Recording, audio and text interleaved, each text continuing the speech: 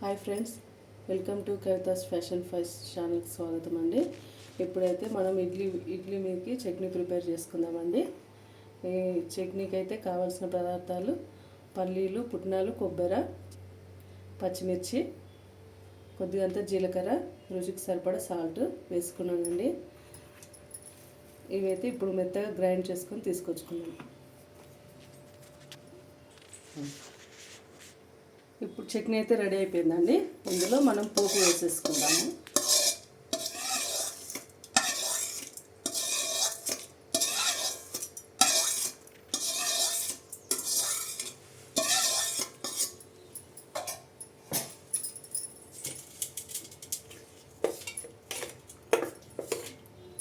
చట్నీ అయితే రెడీ అండి.